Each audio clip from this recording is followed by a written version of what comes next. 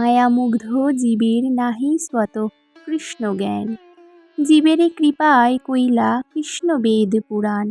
অর্থাৎ স্মৃতিভ্রষ্ট জীবেরা ভগবানের সঙ্গে তাদের শাশ্বত সম্পর্কের কথা ভুলে গেছে এবং তাই তারা জড়জাগতিক কার্যকলাপে মগ্ন হয়ে আছে।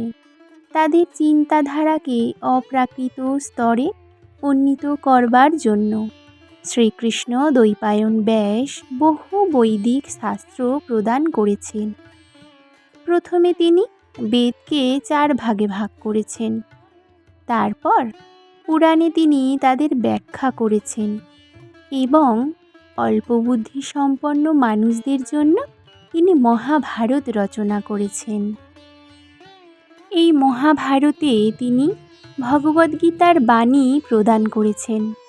তারপর তিনি সমস্ত বৈদিক সাহিত্যের সংক্ষিপ্তসার বেদান্ত সূত্র প্রণয়ন করেছেন। বেদান্ত সূত্রকে ভবিষ্যৎ মানব সমাজের জন্য সহজবোধ্য করে তিনি তার স্বাভাবিক ভাষ্য শ্রীমদ্ভাগবত রচনা করেছেন। মনোনিবেশ সহকারে এই সমস্ত বৈদিক সাহিত্য অধ্যয়ন করা আমাদের একান্ত কর্তব্য।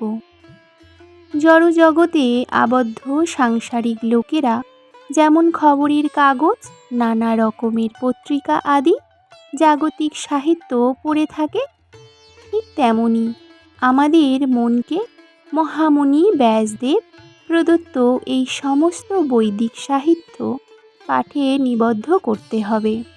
তার ফলে আমাদের মৃত্যুর সময় পরমেশ্বর ভগবানকে স্মরণ করা সম্ভব হবে। এটি ভগবানের দ্বারা প্রদত্ত একমাত্র পন্থা এবং তার ফল সম্বন্ধে সুনিশ্চিত করে তিনি বলেছেন যে এতে কোনো সন্দেহ নেই।